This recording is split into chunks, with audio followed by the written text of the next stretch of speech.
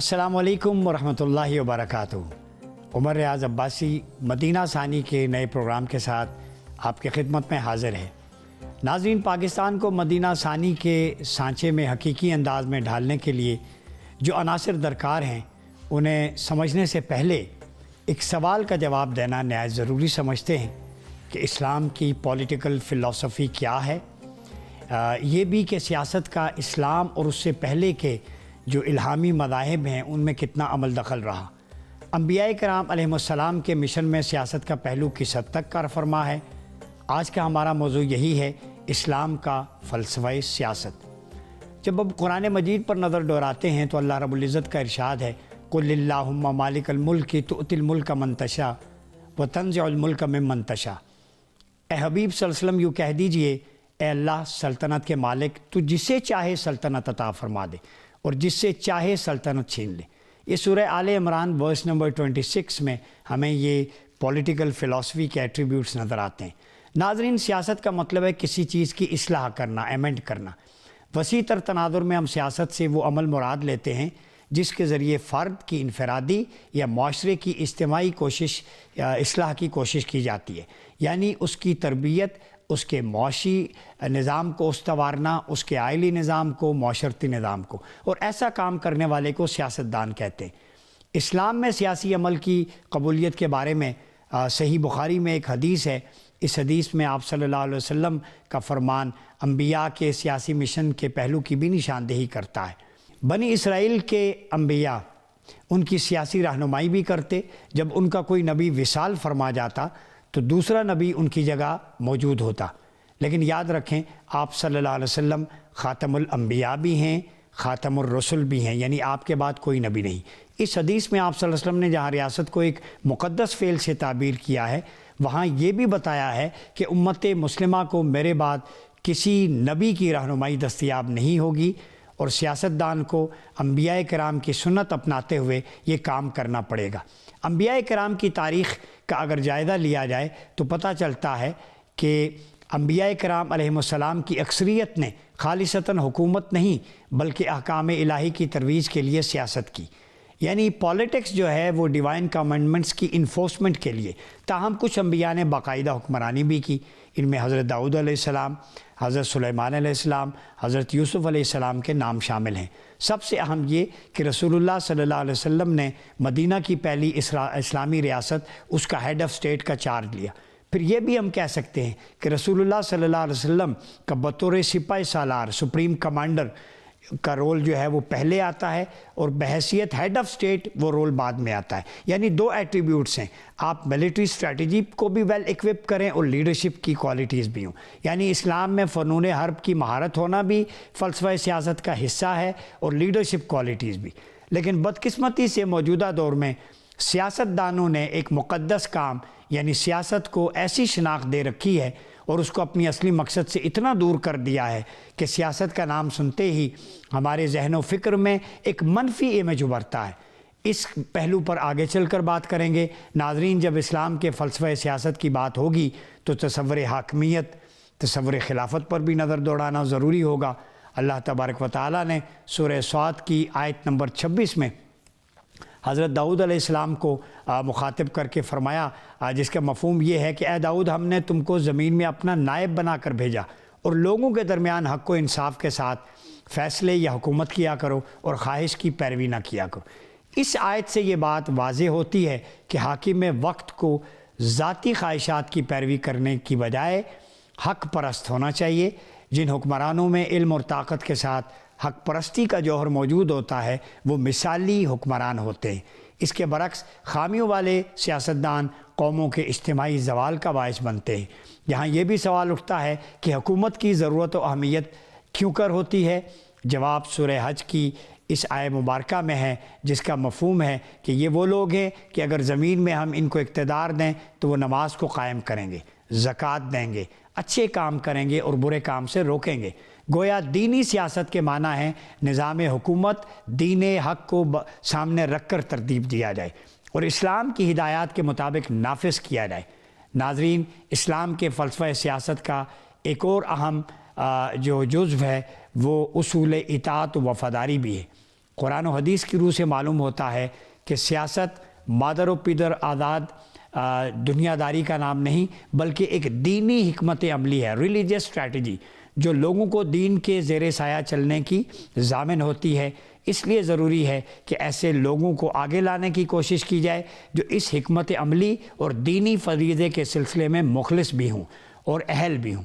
اسی تمہید کی روشنی میں ہم آج کے موضوع پر گفتگو کو آگے بڑھائیں گے۔ میرے ساتھ موجود ہیں ڈاکٹر سید طاہر حجازی، آپ ماہر تعلیم و معاشیات ہیں۔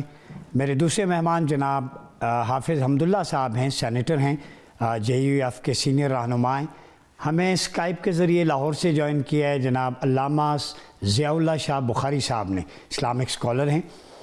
پہلے میں جناب ڈاکٹر سید طاہر حجازی صاحب آپ سے سوال کروں گا کہ قرآن مجید میں اللہ رب العزت نے فرمایا، سورہ مائدہ کی ورس نمبر 45 ہے، وَمَن لَّمْ يَحْكُم بِمَا أَنزَلَ اللَّهُ فَأُولَٰئِكَ هُمُ الظَّالِمُونَ۔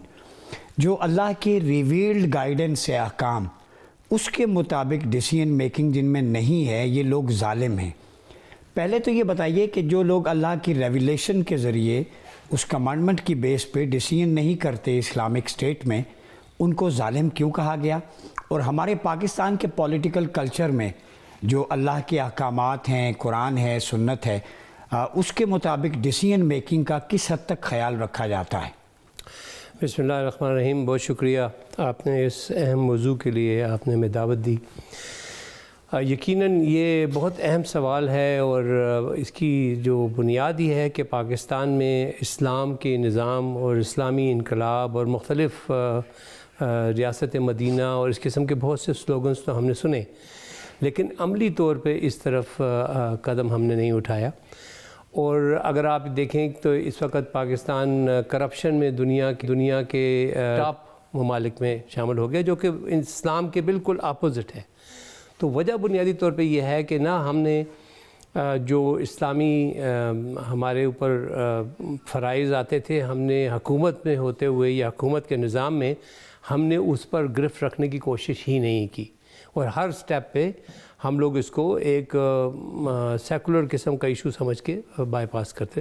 اس وجہ سے آج اگر یہ ہم ظالموں میں سے کہا تو بالکل صحیح کہا، کیونکہ واقعی ہم اس کو بالکل اگنور کر بیٹھے۔ تو آپ کیا سمجھتے ہیں کہ کس طرح یہاں پہ جو ڈیوائن کمانڈمنٹس ہیں، ڈیوائن لاز ہیں، اور آپ صلی اللہ علیہ وسلم نے جو ریاست مدینہ میں ایک سٹرکچر دیا تھا گورننس کا، اکانومی کیسے بہتر ہوگی، یہ سارے ایٹریبیوٹس اسلامک پولیٹیکل فلسفی سے تعلق رکھتے ہیں۔ جی بالکل۔ اس کو پاکستان میں کیسے امپلیمنٹ کیا جا سکتا ہے؟ دیکھیں جی، جب ذوالفقار علی بھٹو صاحب نے کہا کہ ہم نے ایٹم بم بنانا ہے، تو بہت سے لوگوں نے کہا اتنا بڑا پاکستان نہیں بنا سکتا، لیکن انہوں نے ساتھ ہی ایک ٹیم تیار کی جس ٹیم نے کام کرنا شروع کر دیا۔ جب اسلام شروع میں آیا تو حضور صلی اللہ علیہ وسلم نے ایک ٹیم ڈیولپ کی، خود ایک کام کرنا شروع کیا، سبجیکٹ اسپیشلسٹ تیار جی تیار کیے، خود فل ٹائم اس پہ کام کر رہے تھے۔ اب آپ مجھے بتائیں کہ یہ خالی نعرے لگانے سے تو یہ چیز کبھی بھی نہیں ہوگی نا، آپ کو تو ایک ٹیم بنانی پڑے گی۔ جب تک آپ ٹیم نہیں بنائیں گے آپ کس طرح ٹھیک نہیں ہوں گے، اور ٹیم بھی ہونی چاہیے وہ جو کہ کوالیفائڈ ہو۔ حمداللہ صاحب کی طرف جاؤں گا۔ سینیٹر صاحب یہ بتائیے گا کہ جو اسلامک پولیٹیکل فلسفی ہے، جو آج کا ہمارا موضوع ہے، اسلامی فلسفہ سیاست، تو جب ہم قرآن مقدس پہ روشنی ڈالتے ہیں تو سورہ بقرہ میں، آل عمران میں، مختلف جگہوں پہ انبیاء کرام کے حوالے سے اللہ رب العزت نے انہیں بادشاہت، حکمرانی عطا کی۔ تو یہ تصور جو پالیٹکس کا قرآن میں موجود ہے، طالوت بادشاہ کا ذکر ہے، ایک نیک بادشاہ کے حوالے سے، اچھا ایڈمنسٹریٹر تھا۔ تو قرآن نے علمیت اور جسمانی قوت اور صلاحیت، ڈیسیژن میکنگ، یہ ایٹریبیوٹس ذکر کیے ہیں کہ اسلام میں جو ایک پولیٹیکل ڈائنامکس ہے اس میں حکمران کی یہ خاصیت ہیں۔ آپ یہ بتائیے ان کی روشنی میں اسلامی طرز سیاست کے اہداف کیا ہیں، اور پاکستان کو ہم ریاست مدینہ کا عملی مظہر کیسے بنا سکتے ہیں؟ بسم اللہ الرحمن الرحیم۔ بہت شکریہ۔ آپ کے سوال کے دو حصے، اسلامی طرز سیاست کے اہداف کیا ہے اور پاکستان کو اس نقشے کے مطابق جو اسلامی طرز سیاست ہے ہم کیسے بنا سکتے ہیں۔ جی یہی ہے میرا خیال۔ جی بالکل ایسا۔ دیکھیے، پہلے یہ سمجھنا ہوگا کہ اسلامی سیاست نام ہے کس چیز کا، اور اگر ایک طرف ہم دنیا کو دیکھیں جو سمجھتے ہیں کہ اسلام کا اور دین کا سیاست سے کوئی تعلق نہیں ہے، اس فلسفے کو اگر ہم دیکھیں، یہ فلسفہ کہاں سے شروع ہوا ہے اور اس کے مطابق سیاست کون کر سکتا ہے، اس کے مطابق سیاست کون کر سکتا ہے، یعنی حکومت، قیادت، انسانیت کی رہنمائی، رہبری، حکمرانی، سربراہ مملکت اور حکومت کون بن سکتا ہے، فلسفہ کیا ہے۔ جناب رسول اللہ صلی اللہ علیہ وسلم نے خطبہ حجۃ الوداع میں کیا کہا؟ اس کو آج کی سیاسی زبان میں اگر ہم کہیں، اس کو ہم کہتے ہیں Islamic world order. Islamic world order. آج امریکہ، مغرب، یورپ ہمیں نیو ورلڈ آرڈر کے نام سے ایک نظام دینے کی کوشش کرتے ہیں، اور ہم اس کو فالو بھی کر رہے ہیں۔ اسلامی جمہوریہ پاکستان اس میں شامل ہے۔ انہوں نے ایک اسلامک ورلڈ آرڈر، ایک اسلامی عالمی نظام تا قیامت ہمیں دیا خطبہ حجۃ الوداع کی روشنی میں۔ وہ 8 یا 10 نکات پر مشتمل ہے۔ اس میں آپ کی بات ہے، انہوں نے انسانی آزادی کی بات کی، انہوں نے انسانیت کی مساوات کی بات کی، انہوں نے عدل اور انصاف کی بات کی، انہوں نے ظلم سے بغاوت کا اعلان کیا، انہوں نے خواتین کے حقوق کی بات کی۔ یہ تمام چیزیں اس میں شامل ہیں۔ اس میں علم کی بھی بات ہوئی۔ تو جب یہ ہے اسلامی سیاست کا وہ بنیادی خد و خال۔ میں ایک اور بات بتا دوں، جتنی بھی تعریفات آپ کر لیں، قرآن میں آپ جا کے دیکھیں، قرآن نے ہمارے لیے یہ کس نظام کا انتخاب کیا ہے؟ ان الدین عند اللہ الاسلام۔ آپ کے لیے نظام حکومت وہ اسلام ہے، اور رسول اسلام کو دین کہا گیا اور دین کو اسلام کہا گیا۔ اللہ تعالیٰ نے رسول اللہ صلی اللہ علیہ وسلم کی رسالت اور نبوت کا بعثت کا مقصد اور نبوت کا مقصد اگر ایک طرف یہ ہے کہ وہ داعی ہے، وہ مبلغ ہے، وہ انقلابی ہے، تو اس سلسلے میں انہوں نے یہ کہا لِيُظْهِرَهُ عَلَى الدِّينِ كُلِّهِ هُوَ الَّذِي أَرْسَلَ رَسُولَهُ بِالْهُدَى وَدِينِ الْحَقِّ۔ آپ کی رسالت کا ایک مقصد دین حق ہے، تاکہ یہ دین حق غالب ہو جائے تمام افکار، نظریات اور ادیان باطلہ پر۔ آپ یہ عرض کیجئے کہ یہ ہے بنیادی اسلامی سیاست۔ پاکستان میں کیسے امپلیمنٹ ہوگا؟ اب پاکستان میں کیسے امپلیمنٹ ہو؟ بدقسمتی ہے، 76 سال ہو گئے، 76 ایئر ہو گئے، آج یہی سوال ہے۔ آپ تو یہ سوال کرتے ہیں کہ کیسے امپلیمنٹ ہو گئے پاکستان میں۔ سوال یہ نہیں ہے، سوال یہ ہے کہ آج بہت اکثریت لبرلزم اور سیکولرزم سے تعلق رکھنے والے، جس کو ہم دین بیزار، اسلام بیزار اور مذہب بیزار لوگ کہتے ہیں، وہ کہتے ہیں کہ اسلام کی بنیاد، پاکستان کی بنیاد اسلام کی بنیاد پر نہیں بلکہ سیکولرزم کی بنیاد پر ہوئی ہے۔ گفتگو کا سلسلہ آگے بڑھاتے ہیں۔ ڈاکٹر سید ضیاء اللہ شاہ بخاری صاحب، آپ کی طرف آؤں گا۔ یہ بتائیے گا کہ مستبد حکمران، جسے ہم ڈکٹیٹرشپ کہتے ہیں، یا پارلیمنٹری فارم آف گورننس جو پاکستان کے اندر ہے، ان دونوں کو چھوڑ کر اسلامی نظام میں خلافت کو جو پرائورٹی دی جاتی ہے، اس پہ بات ہوتی ہے، اس کے پیچھے کیا فلسفی ہے؟ چونکہ آپ صلی اللہ علیہ وسلم کو دیکھیں، وہ عسکری امور کے ماہر بھی تھے، وہ معیشت دان بھی تھے، صاحب علم بھی تھے، نبی بھی تھے، یہ سارے ایٹریبیوٹس آپ میں تھے۔ پھر خلفائے راشدین میں جو نومینیشن اور سلیکشن کا پروسیس ہوا، وہ لیڈرشپ کوالٹیز تھیں۔ تو آپ بتائیے، جو زیادہ خلافت کے ماڈل کی یا اسلامی صدارتی نظام آپ اسے نام دے لیں، اس کے پیچھے کیا فلسفی ہے؟ کیا پاکستان میں ایسا ماڈل کامیاب ہو سکتا ہے، اور کس طرح ہو سکتا ہے؟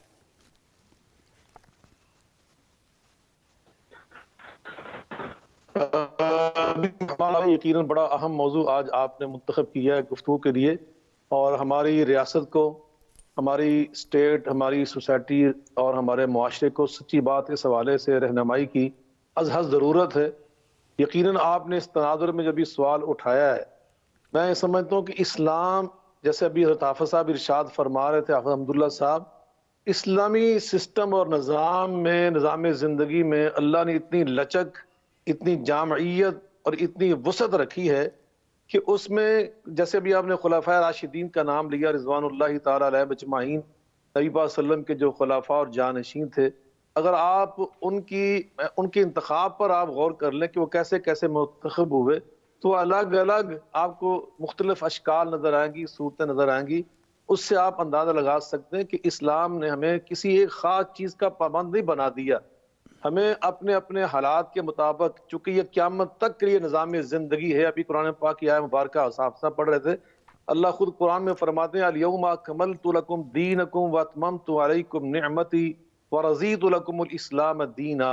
اور آپ بھی ابھی بادشاہی کی بات کر رہے تھے، حضرت موسیٰ علیہ السلام کے دور کی آپ نے بادشاہ کی بات کی، اور پھر اس کے بعد حضرت ذوالقرنین کی بات کی۔ تو یقیناً آپ قرآن پاک کی ان تعلیمات کو سامنے رکھیں، نبی پاک صلی اللہ علیہ وسلم کے خلفائے راشدین کی اگر بات سامنے رکھیں تو اس میں ہمیں یہ نظر آتا ہے کہ یہ اپنے زمان و مکان کے مطابق اگر کسی چیز کو اختیار کرنا جو ہمارے معاشرے کے لیے بہتر ہو، ہماری ریاست کو آگے لے جانے میں، ترقی دلوانے میں، مستحکم کرنے میں ہمارے لیے ممد، معاون اور مفید اور نفع بخش ہو، تو اس کو اختیار کرنے میں اسلام ہمیں منع نہیں کرتا۔ الحکمت ضالۃ المؤمن، مومن کے لیے حکمت جہاں سے مل جائے گمشدہ متاع ہوتی ہے، میراث ہوتی ہے۔ آج پاکستان کے اندر بھی آپ بات کر رہے تھے، یقیناً وہ صرف شاعری نہیں ہے، اس معاشرے کے اندر میں سمجھتا ہوں دیانتداری سے بڑی خیر موجود ہے۔ آج بھی دنیا کے اندر میں بیرون ملک 5 سال پڑھتا رہا ہوں، 127 ممالک کے طلباء کے ساتھ میں 5 سال وہاں پہ اکٹھا رہ کے میں نے تعلیم حاصل کی ہے۔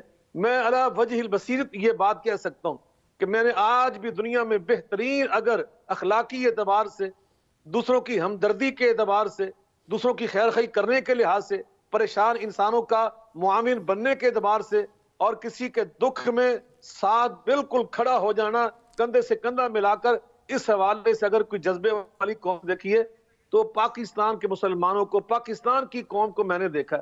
تو یقیناً یہ دنیا کی بہترین جو قوم ہے، اس میں اگر کوئی فقدان ہے تو وہی ہے جس کی میرے پیش رو احباب نے ارشاد فرمایا، اور آپ نے بھی اپنے سوال، اپنے انٹرو میں ارشاد فرمایا تھا کہ نبی پاک صلی اللہ علیہ وسلم کی تعلیم مبارک ہے کہ الناس علی دین ملوکہم، عوام جو ہوتی ہے یہ اپنے حکمرانوں کو اپنا ماڈل سمجھتی ہے، جی ڈاکٹر صاحب، نمونہ سمجھتی ہے، ہم یہاں پہ ایک چھوٹا سا قدم پہ چلتی ہے۔ بریک کا وقت ہوا کہ گفتگو بڑے امپورٹنٹ پوائنٹ آپ نے ڈسکس کیے۔ ناظرین، وقت ہوا چاہتا ہے ایک چھوٹے سے بریک کا۔ بریک کے بعد واپس آئیں گے کہ گفتگو کے سلسلے کو یہیں سے آگے بڑھائیں گے۔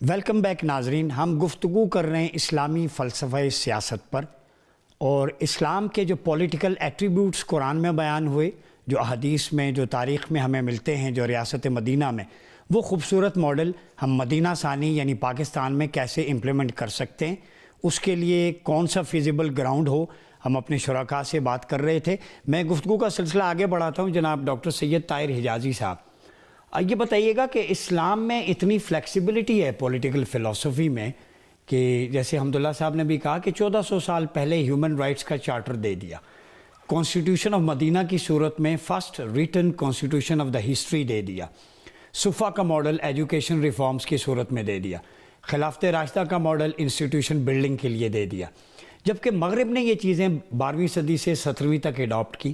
اگر ہم میڈیویل پیریڈ میں آئیں تو ہمیں الاحکام السلطانیہ ابو الحسن الماوردی کی ایک کتاب ملتی ہے عربک میں، اس کے 20 چیپٹرز ہیں، وہ پورے کا پورا اسٹیٹ آف مدینہ کا ماڈل انہوں نے اس میں ڈسکس کیا، رولز آف گورننس کیا ہے۔ پہلے تو یہ بتائیں کہ ریاست جو اسلامی فلسفہ سیاست ہے اس میں اور دیگر جو پولیٹیکل فلسفیز ہیں ویسٹ کی، ان کے درمیان فرق کیا ہے، اور پاکستان میں ہم ریاست مدینہ کے ایٹریبیوٹس کو کیسے نافذ کر سکتے ہیں؟ چونکہ مجھے اندازہ ہے کہ آپ نے ورلڈ بینک میں بھی ایز این ایڈوائزر شاید آپ سرو کر رہے ہیں، اکانومی کو دیکھتے ہیں، تو باہر کے ملکوں کی جمہوریتوں کا بھی آپ کو احاطہ ہے، تو اس پہ ذرا روشنی ڈالیے گا۔ یہ بہت اہم سوال ہے اور بہت اس کے اوپر اکثر ڈیبیٹ ہوتی ہے۔ پہلی بات تو یہ ہے کہ ہم نے اسلام کے نظام جو ہمیں دیا گیا تھا، ہم نے اس کو پچھلے چونکہ ہم پچھلی 1-2 سینچریوں میں تنزل کے شکار ہوئے، تو ہم نے اس کو چھوڑ کے مغرب کی طرف دیکھنا شروع کر دیا۔ اور دوسری بات یہ ہوئی کہ ہمارے ہاں برطانیہ کی حکومت تھی اس سب کانٹیننٹ میں، اور ہم نے بہت سی چیزیں اڈاپٹ کیں، اور پاکستان جب 1947 میں آزاد ہوا تو نہ ہم نے ٹائی چھوڑی، نہ ہم نے سوٹ چھوڑا، نہ ہم نے انگریزی چھوڑی، نہ ہم نے CSS ایگزام کے اندر انگریزی کو بنیاد بنا کے کا تعلق آج تک نہیں چھوڑا۔ اس طریقے سے بہت سی اور چیزیں جو حکومت کے حوالے سے تھیں، ہم نے اپنا پولیس کا سٹرکچر وہی رکھا ہے، ہم نے اپنے ڈسٹرکٹ ایڈمنسٹریشن کا سٹرکچر وہی رکھا ہے، ہم نے پارلیمنٹ کو بھی بناتے وقت سٹرکچر ان سے لیا ہے۔ تو بنیادی طور پہ یہ ہے کہ ہم نے اس دوران ہمیں مغرب سے بہت مرعوب ہوئے ہیں، تو اسلام تو بات کی بات ہے، ہم نے اپنے جو سب کانٹیننٹ کے جو ہمارے پرانی روایات تھیں ان کو بھی ہم نے چھوڑا۔ پہلی چیز تو یہ ہے کہ اس کے اوپر کسی نے کام نہیں کیا۔ دیکھیں، ایک تو ہے کانسیپٹ یا فلاسفی کی بات کرتے ہیں، ایک چیز ہے کہ ہمیں سمجھنا چاہیے، یہ تو بات بڑی صحیح ہے۔ سینیٹر صاحب نے، حمداللہ خان نے، انہوں نے بہت اچھی بات بتائی ہے کہ بنیادی طور پہ لوگوں کو یہاں پر شعور صحیح نہیں آ رہا۔ اب بات یہ ہے کہ اس کو تبدیل کرنے کی جب بات ہوتی ہے نا، تو یہ ہماری ڈائلاگ سے نہیں بات ختم ہوئے گی۔ ٹھیک، یہ آنے والی حکومتوں کو یہ بتا دینا کافی نہیں ہے کہ بھائی تم نے اسلامی نظام کی طرف جانا ہے، بلکہ ہمیں ایک مربوط نظام بنانا چاہیے، ایک ایڈوائزری نظام ہونا چاہیے جو کہ ہر حکومت میں چلتا رہے اور ہر حکومت کو مشورہ دیتا ہے۔ بنیادی طور پہ یہ بڑا اہم ہے کہ ایک تھنک ٹینک ہونا چاہیے جس میں ایسے علماء ہونے چاہیے، جس میں معیشت دان ہونے چاہیے، جس میں اسکالر ہونے چاہیے، جو بیٹھ کے ایک ایک چیز کے بارے میں یعنی ہم کریں۔ اس کو یوں کہہ سکتے ہیں کہ national think tank for the establishment of state of Madina model in Pakistan. جی بالکل، اور بہت اچھی تجویز ہے نیشنل تھنک ٹینک۔ جی بالکل، اور وہ ایک یہ ہے کہ حکومت، اچھا وہ تھنک ٹینک تو بن جائے گا، حکومت کے ساتھ ایک بنیادی طور پہ ایک یوں چاہنا چاہیے کہ ایڈوائزری کونسل کا درجہ ہو۔ ایڈوائزری کونسل، مطلب وہ اس کو آپ کنسٹیٹیوشن کے اندر جگہ دیں۔ جی، یہ نہ ہو کہ وہ تھنک ٹینک کہتا رہے اور آپ اس کو سنیں ہی نہ، ہم کیونکہ ہو بھی رہا گفتگو کے سلسلے کو آگے بڑھاتے ہیں۔ میں تھوڑا سی بات اور رکھتا ہوں۔ تو چنانچہ جب آپ ایک ایسا تھنک ٹینک بنائیں گے جو ہر وقت سوچتا رہے گا، ہر وقت بیٹھا رہے گا، اسلامی نظریاتی کونسل بہت سی اچھی چیزیں ہوتی رہتی ہیں، لیکن وہ حکومت کیوں ایکسیپٹ نہیں کر رہی؟ اب بات یہ کہ آپ نے پہلے نظام کرنا ہے، آپ نے پارلیمنٹ میں جا کے امینڈمنٹ کرنی ہے اس کنسٹیٹیوشن میں کہ بھئی یار یہ تھنک ٹینک ہے اور اس تھنک ٹینک کو آپ ایکسیپٹ کریں گے، تو وہاں سے پھر چیزیں نکلیں گی۔ دیکھیں، سب سے بڑا مسئلہ ہمارے ملک میں اس وقت کرپشن کا ہے، جو کہ دیکھیں اسلام کی اسپرٹ بنیادی طور پر جس عوام کو ایک چیز سے نقصان ہو رہا ہے، تقریباً 3600 بلین روپے کا ہر سال بھتہ اور رشوت لی جاتی ہے۔ اب آپ اسلامی نظام کی بات کریں، سب سے پہلے تو نیچے سے اٹھائیں نا آپ، تو یہ بہت ضروری۔ جی ڈاکٹر صاحب، گفتگو کا سلسلہ آگے بڑھاتے ہیں۔ آپ نے بات کی ایک تھنک ٹینک کی، بڑی اچھی تجویز ہے۔ حمداللہ صاحب، قرآن مجید میں جو ہمیں ماڈل، جو سلیکشن کا کرائیٹیریا، جو انتخاب کا، اسلامی تصور انتخاب کا ملتا ہے، وہ سورہ نساء میں ملتا ہے۔ وہ ایک ماڈل ہے، ان اللہ یأمرکم ان تؤدوا الامانات الی اہلہا۔ ورس نمبر 58 کے اندر اللہ نے فرمایا کہ اللہ تمہیں حکم دیتا ہے کہ امانتیں جو ہیں وہ اہل لوگوں کو لٹا دو، ٹھیک ہے، اور اس کے ساتھ ہی کہا کہ عدل کے ساتھ فیصلے کرو۔ آپ یہ بتائیں کہ جب پاکستان کے اندر یہ سچویشن ہم دیکھتے ہیں تو عدل و انصاف کا معیار اس آیت کی روشنی میں آپ کتنا دیکھتے ہیں؟ کیا ہمارے پاس ایسا کوئی سیاسی ماڈل ہے اسٹیٹ آف مدینہ کی روشنی میں کہ اس کو پریکٹس کر سکیں، اور کس حد تک عدل و انصاف پاکستان میں پریکٹس ہو رہا ہے؟ دیکھیے میرے بھائی، تمام چیزیں موجود ہیں پاکستان میں۔ اگر آپ عدل کے حوالے سے ریاست مدینہ کا نقشہ چاہتے ہیں کہ پاکستان کو امپلیمنٹ کرے، پاکستان میں اسی نظام کو، عدالتی نظام کو امپلیمنٹ کرے، موجود ہے۔ اگر آپ معاشی نظام کو لے لیں، وہ بھی موجود ہے، اسلامی معاشی نظام بھی موجود ہے۔ اگر آپ احتساب کے حوالے سے دیکھیں کہ احتساب خود احتسابی یا احتساب کا کوئی نظام ہو، وہ بھی موجود ہے۔ اور اگر آپ ظلم کے خلاف مظالم کا قلقمہ کرنا ہے، وہ نظام بھی موجود ہے۔ اگر لیکن امپلیمنٹڈ میں آ رہا ہوں اسی پر نا، اگر آپ اسلامی معیشت کی بات کرتے ہیں تو وہ بھی موجود ہے۔ دیکھیں، ابراہیم علیہ السلام نے 3 باتیں کی ہیں۔ وَإِذْ قَالَ إِبْرَاهِيمُ رَبِّ اجْعَلْ هَٰذَا بَلَدًا آمِنًا، ایک امن کی بات کی کہ شہریوں کو امن دے، وَارْزُقْ أَهْلَهُ مِنَ الثَّمَرَاتِ، معیشت کی بات کی، اور تیسری بات انہوں نے کی وَجُنُوبْنِي وَبَنِيَّ أَن نَّعْبُدَ الْأَصْنَامَ، جو میں نے آپ کو کہا کہ حریت اور آزادی کی بات کی کہ یہ چھوٹے موٹے خداؤں سے ان کو نجات دلائے، آزادی دلائے، اور ایک آپ کی بندگی کی توفیق عطا فرمائے۔ تو یہ 3 باتیں ہو گئی، خدا پرستی ہو گئی، خدا پرستی کا راستہ اختیار کر کے، اور خود پرستی سے نکلنا ہوگا، اور خود پسندی سے نکلنا ہوگا، خدا پسندی کو اپنانا ہوگا، ہوس پرستی سے نکلنا ہوگا، خدا پرستی کو اپنانا ہوگا۔ یہ ہے یہ ہے عبادت اور بندگی کا جو لا الہ الا اللہ کا تقاضا بھی ہے۔ تو یہ تمام چیزیں، اگر آپ ایجوکیشن کی بات کرتے ہیں، تعلیم کی، وہ بھی موجود ہے۔ بات صرف ہے امپلیمنٹیشن کی، عمل درآمد کی۔ آپ مجھے بتائیے، میں آپ کو بتا سکتا ہوں، آپ اسلامی نظریاتی کونسل جا کے ڈاکٹر صاحب کو بھی ساتھ لے کے وہاں لے جائے، آپ جس بھی شعبے کی بات کرتے ہیں کہ پاکستان میں اس کے امپلیمنٹیشن ہو، وزٹ کیا ہے، سب کچھ موجود ہے، اور سفارشات بھی بھجوائے پارلیمنٹ میں 10 سے 20 ہزار کے سفارشات بھجوائے ہیں، اور آئین کا تقاضا یہ ہے کہ آپ اس کو قرآن و سنت کی تابع بنا دے، اس کو امپلیمنٹ کرے، یعنی یہاں تک کہ آپ اسلامی نظریاتی کونسل نے خواجہ سراؤں کے حوالے سے بھی ان کے حقوق کی حوالے سے سفارشات بھجوائے، ٹرانسجینڈر پہ بھی بات، اس پر بھی بات کی ہے۔ سب سے پہلے پارلیمنٹ میں سب سے پہلے یہ آواز میں نے اٹھائی ٹرانسجینڈر کے بارے میں۔ تو جب یہ تمام چیزیں ایک ایسے جامع نظام، اسلامی نظام کی صورت میں موجود ہے، اور آپ کے ہاں اداروں نے بھی آپ کو پارلیمنٹ کے ہاں بھجوائے ہیں، اب صرف امپلیمنٹیشن کی بات ہے، عمل کیوں نہیں ہو رہا؟ سوال تو یہی ہے، وہ کون سے عناصر ہیں جو رکاوٹ ہیں؟ اب اس میں رکاوٹ کون ہے؟ اس میں رکاوٹ ڈاکٹر نہیں ہے، اس میں رکاوٹ آپ نہیں ہے، اس میں رکاوٹ میں آپ کو یقین سے کہتا ہوں کہ اسلامی نظام نفاذ کے راستے میں رکاوٹ 24 کروڑ عوام بھی نہیں ہے، نظام ہے، اس میں رکاوٹ وقت کے حکمران ہے، وہی نظام پورا ہے، جو مقتدر لوگ ہیں۔ تو یہ بتائیے، جس بھی نام سے ہو، جس بھی شکل سے ہو، 75 سالوں سے یہی پریکٹس ہو رہا ہے۔ ہمارے پاس انسٹیٹیوشنز ہیں، جیسے آپ نے کہا، ریسرچ ہے، ہر چیز موجود ہے، اس کو پھر امپلیمنٹ نہیں ہونے دیتا یہ نظام، تو اس کی ریپلیسمنٹ پہ ہم بات کر رہے ہیں۔ تھوڑا سی بات کرنا چاہوں جی، یہ بڑی اہم بات انہوں نے کر دی کہ امپلیمنٹیشن۔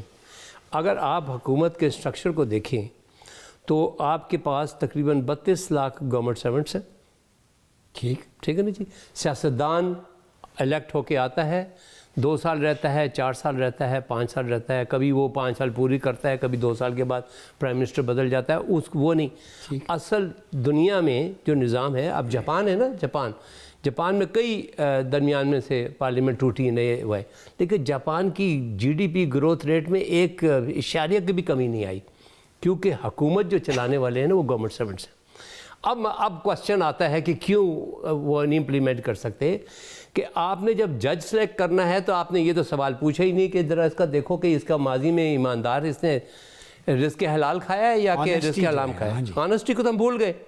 آپ گورنمنٹ سیکٹر میں آپ ڈپٹی کمشنر سلیکٹ کرتے ہیں، آپ سیکٹری، فیڈرل سیکٹری سلیکٹ کرتے ہیں، کبھی یہ سوال پوچھا گیا کہ اس نے ماضی میں کیا کیا تھا؟ میرے ایک دوست تھے، ہمسائے تھے ہمارے، انہوں نے کسٹم کے اندر CSS میں امتحان دے کے چلے گئے، انہوں نے بڑے مزار، ہم کھڑے ہوئے تھے تو انہوں نے بڑے مسکرا کے کہا اگلے سال اس سڑک کے اوپر مرسیڈیز کھڑی ہوگی، اور یقین آپ کریں کہ اگلے سال واقعی مرسیڈیز نہیں، میں بتا رہا ہوں آپ۔ اچھا، اب بات یہ کہ جو آدمی گورنمنٹ میں آتا ہی کرپشن کرنے کے لیے ہے، آپ اس سے اسلامی نظام کی بات کریں۔ جی حمداللہ صاحب، یہ چیز کیسے ختم ہوگی؟ امپلیمنٹیشن، اب اس کو کس طرح ہم امپلیمنٹ کر سکتے ہیں؟ حکمرانوں کو مجبور کرنا ہوگا آپ کو۔ اب میں آتا ہوں اس آیات پر جو آپ نے کوٹ کی، ان اللہ یأمرکم ان تؤدوا الامانات الی اہلہا۔ 8 فروری کو الیکشن ہوا، ٹھیک ہو گیا، ہر شخص نے ووٹ دینا تھا، یہ ووٹ ایک گواہی ہے میرے حق میں یا ان کے حق میں یا ان کے حق میں۔ جب آپ پارلیمنٹ میں 24 کروڑ عوام کے انتخاب کے نتیجے میں 500 افراد یا 400 افراد بھجواتے ہیں، ان ووٹر نے فیصلہ کرنا ہوگا، یہ فیصلہ کرے، کیونکہ اللہ فرماتے ہیں ان اللہ لا یغیر ما بقوم حتی یغیروا ما بانفسہم۔ اگر آپ تبدیلی چاہتے ہیں، اس ظالمانہ نظام سے نجات چاہتے ہیں، خود کو بدلنا، اس معاشی تباہی سے نجات چاہتے ہیں، اس ظالمانہ حکمرانوں سے، اس کرپٹ پریکٹس سے نجات چلاتے ہیں، ووٹ سب سے بڑی قوت اور طاقت ہے، اس کو صحیح استعمال کر کے یہ سارے بنک بوسلے ختم ہو جائیں گے، صحیح لوگ آئیں گے۔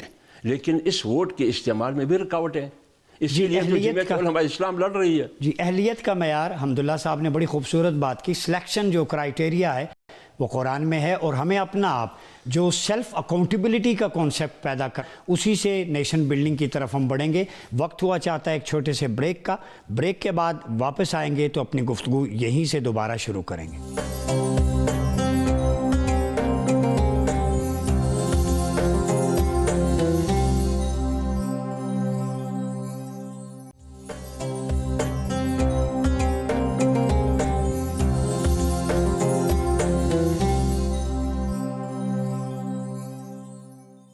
جی، ویلکم بیک ناظرین۔ ہم اسلامی فلسفہ سیاست پہ بات کر رہے ہیں، اور گفتگو کو آگے بڑھاتے ہیں. ہمیں ڈاکٹر سید ضیاء اللہ شاہ بخاری صاحب نے جوائن کیا. ڈاکٹر صاحب یہ بتائیے گا کہ اسلامی ریاست میں حکمران جو ہے ہیڈ آف اسٹیٹ وہ کس قسم کا ہونا چاہیے, اس کے ایٹریبیوٹس اور کوالٹیز کون سی ہونی چاہیے, اس کی ٹریننگ کیسی ہو. مثال کے طور پہ ہم دیکھتے ہیں کہ head of state supreme commander تو ہوتا ہے, لیکن اسے جو عسکری معاملات ہیں اس کا پتہ نہیں ہوتا, اسٹریٹجی کیسے بننی ہے. اسی طرح معاشی حالات یا دیگر شعبے ہیں, اکنامکس کا, لیڈرشپ کوالٹیز کا. تو اس کے برعکس جب ہم نگاہ ڈالتے ہیں تو آپ صلی اللہ علیہ وسلم اور خلفائے راشدین علیہ رضوان اللہ علیہ مجمعین ایک کمپریہنسو قسم کی خوبیوں کے مالک تھے. تو کیا موجودہ نظام میں سربراہ حکومت عوام کو براہ راست جواب دہ ہے؟ اسی طرح وزارتوں کو بھی جواب دہی واضح نہیں ہے. تو اس حالات میں آپ کیا سمجھتے ہیں کہ کیسا نظام موضوع ہے؟ ہیڈ آف اسٹیٹ جو ہے اس کو لیڈرشپ کے ساتھ عسکری معاملات, ویژن, ایٹریبیوٹ, ساری چیزوں کو مد نظر رکھنا چاہیے. جی ڈاکٹر صاحب. بلا شبہ یقیناً آپ نے بڑی خوبصورت بات ارشاد فرمائی. کسی اسلامی ریاست کا آج کے لیے اللہ رب العالمین نے قرآن مجید فرقان حمید میں بھی ان میں سے ساری چیزوں کو بیان کر دی ہے, اور اسی طرح خود نبی کریم صلی اللہ علیہ وسلم کی حدیث مبارکہ کے اندر وہ اصول موجود ہیں. اسی طرح خود آپ کا اسوہ حسنہ اور جیسے بھی آپ نے ارشاد فرمایا خلافت راشدہ, اس کا نمونہ بھی ہمارے سامنے موجود ہے. تو سب سے پہلے اس میں یقیناً ان اکرمکم عند اللہ یتقاکم, پرہیزگاری کے اعتبار سے, دیانتداری کے اعتبار سے صادق کے لیے یقیناً حکمران کا انتخاب ہونا چاہیے, کیونکہ یہ سب سے پہلی بات ہے کہ وہ جو ہمارا حکمران ہے وہ رئیس القوم ہے, وہ پوری قوم کا نمائندہ ہے, ان کے لیے نمونہ ہے, ان کے لیے آئیڈیل ہے. جیسے میں نے پہلے حدیث سنائی کہ نبی پاک صلی اللہ علیہ وسلم فرمایا کہ الناس علی دین ملوکہم, حکمران کو وہ اپنا وہ مطاع سمجھتے ہیں, اپنا وہ دیکھتے ہیں کہ اس کے ہم نے نقش قدم پر چلنا ہے. تو یقیناً اگر وہ صادق و امین ہوگا تو عوام بھی اسی طرح راستہ اختیار کرے گی جس طرح ان کے لیڈر کر رہے.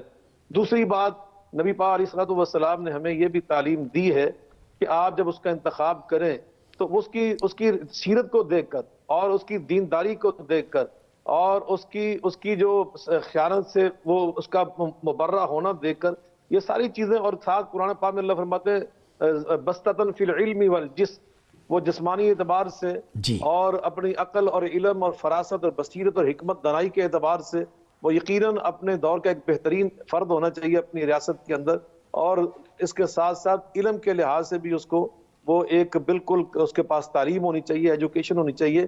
اور اس ایجوکیشن سے مراد صرف یہ نہیں ہے کہ وہ واجبی سی تعلیم جو اس وقت ہمارے بین الاقوامی تعلقات ہیں, دوسری اقوام کے ساتھ ہمارے مراسم ہیں, تعلقات ہیں, خارجہ پالیسی ہے, ان ساری چیزوں کا وہ ماہر ہونا چاہیے.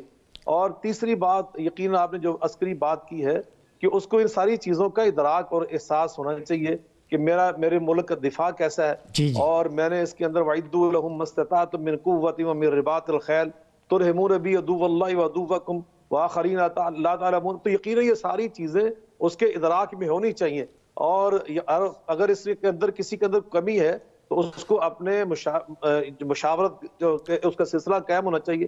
وہ بھی اللہ نے خود فرمایا وَشَاوِرْهُمْ فِي الْأَمْرِ, اے میرے محبوب کریم علیہ الصلوۃ والسلام, حالانکہ آپ صاحب وحی ہیں, اللہ کے سچے نبی ہیں, نبیوں کے سردار, کائنات کے امام ہیں, مگر اس کے باوجود آپ کو اللہ تعالیٰ نے مخاطب کر کے یہ حکم دیا ہے کہ آپ اپنے صحابہ سے معاملات میں مشورہ کیا کریں, اور آپ جنگی معاملات میں صحابہ سے مشورہ کیا کرتے تھے.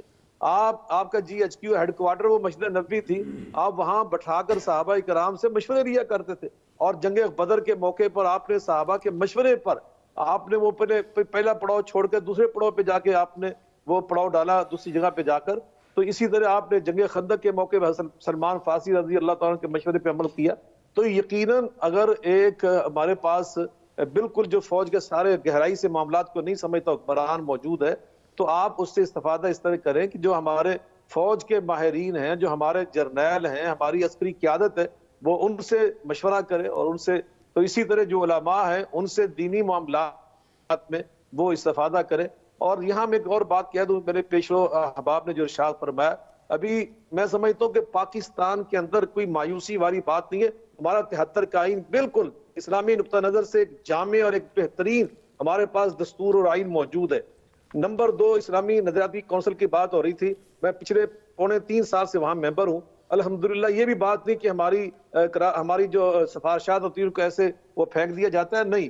تقریباً میں آپ کو یقین دلاتا ہوں کہ 95% الحمدللہ جو ہم نے سفارشات بھیجی ہیں تقریباً 95% ان پہ عمل ہوا ہے. اور جس بھی ہم نے محکمے کو، جس ادارے کو ہم نے اس کا پابند بنایا انہوں نے یقیناً اس پہ عمل کر کے دکھایا. تو اس لیے مایوسی والی کوئی بات نہیں ہے. بالکل مایوسی نہیں ہے، بالکل ایسا ہی ہے. ہم گفتگو کا سلسلہ آگے ڈاکٹر صاحب بڑھاتے ہیں. بڑی خوبصورت بات کی آپ نے. مایوسی تو ہمارے ہاں اسلام میں ہے ہی نہیں، لا تقنطوا من رحمت اللہ. ہم اسٹرینتھ ڈھونڈتے ہیں، ویکنسز کو اپنی اسٹرینتھ بنائیں. اور ان مع العسر یسرا، یہ تو قرآنک فلسفی ہے، ہر مشکل کے بعد آسانی ہے. ڈاکٹر صاحب ایک لائن میں اگر آپ سم اپ کریں کہ پاکستان میں اسلامک پولیٹیکل فلسفی اور وہ لیڈرشپ ہم کیسے لا سکتے ہیں؟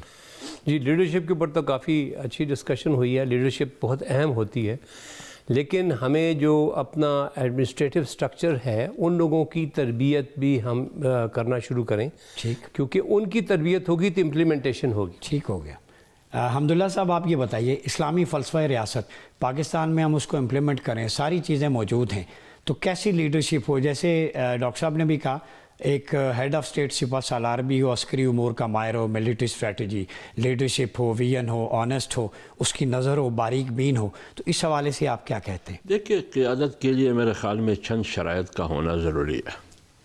اگر آپ کتابوں کو پڑھیے تو وہاں اگر ایک طرف تربیت ضروری ہے، جی، دوسری طرف صلاحیت بھی ضروری ہے. صلاحیت 2 چیزیں ہیں، دولت اور سرمایہ کی ذکر نہیں ہے، طاقت اور قومیت کا ذکر نہیں ہے، فوج اور لشکر کشی کا ذکر نہیں ہے، ڈنڈے اور بندوق کا ذکر نہیں ہے، زادہ بسطۃ فی العلم والجسم کا ذکر ہے. اور اس کے بعد فنائیت ہے. فنائیت کا مطلب یہ ہے کہ آپ کو اپنے کاج سے محبت ہو، یہاں تک کہ آپ مر مٹنے کے لیے بھی تیار ہو. چوتھی بات یہ ہے کہ آپ میں عملیت ہو، یعنی جس کاج کے لیے آپ کوشش کرتے ہیں آپ اس کا عملی نمونہ ہونا چاہیے. پانچویں بات یہ ہے کہ آپ کی اخلاقیات، کیونکہ جناب رسول اللہ صلی اللہ علیہ وسلم کے بارے میں کتابیں لکھتی ہیں کہ 11 لاکھ مربع میل پر ان کی ریاست مدینہ کی حکومت قائم تھی. فلسفہ کیا تھا؟ وَثِيَابَكَ فَطَهِّرْ وَالرُّجْزَ فَاهْجُرْ. اخلاق اور کردار، سیرت، 3 باتیں تھیں، ان میں سے ایک یہ تھی. اور چھٹی چیز قیادت کے لیے ضروری ہے قوت استدلال. قوت استدلال یہ ہے کہ آپ کے مخاطب کون ہے، کیسے وکلاء کے سامنے کیسے بات کرنی ہے، زمینداروں کے ساتھ کیسے بات کرنی ہے، اس طرح کے ماہرین تعلیم کے سامنے جب آپ بیٹھ کے کیسے بات کرنی ہے، میڈیا کے سامنے بیٹھ کے کیسے بات کرنی ہے. یہ بنیادی شرائط ہے. وہ عمومی جو شرائط ہے، مسلمان ہونا، اب مسلمان کی تعریف کیا ہے؟ مرد ہونا، حر ہونا، آزاد ہونا، عاقل ہونا، عادل ہونا، منصف ہونا اور جسمانی نقائص سے پاک ہونا. یہ چیزیں دے کر پھر وہ قیادت کر سکتا ہے. ہلولا لنگڑا قیادت نہیں کر سکتا ہے. جی ناظرین، آج ہم نے اسلام کا فلسفہ سیاست کے اوپر اپنے اسکالرس کے ساتھ سیر حاصل بات کی اور یہ واضح کرنے کی کوشش کی کہ سیاست کا دین میں کیا کردار ہے اور کس کس قسم کے سیاستدانوں کو مدینہ ثانی کی ضرورت ہے. ہمارے مہمانوں کا اجماع ہے اس بات پہ، کانسنسس ہے کہ لیڈرشپ کوالٹیز، ایٹریبیوٹس اور اسلامی فلسفی جو ہے وہ قرآن کے اندر بھی موجود ہے، حدیث میں، سیرت میں، ریاست مدینہ کے ماڈل میں، اور ہمارے خوبصورت ملک ارض پاکستان میں انسٹیٹیوشنز موجود ہیں. IRI ہے، اسلامک آئیڈیالوجیکل کونسلز ہے، فیڈرل شریعت کورٹ ہے، تھنک ٹینکس ہیں. ایک نیشنل تھنک ٹینک بنایا جائے جس میں تمام سبجیکٹس اسپیشلسٹ بیٹھیں اور وہ ریسرچ کریں اور اپنی آراء دیں جو ہماری پالیسی میکنگ کا حصہ بنے، جس سے عوام کا معیار زندگی بھی بلند ہو، عدالتی اصلاحات بھی ہوں اور جو رولز آف گورننس ہیں وہ بھی بہتر ہو سکیں. اجازت چاہتے ہیں، اپنا بہت خیال رکھیے گا. اللہ نگہبان.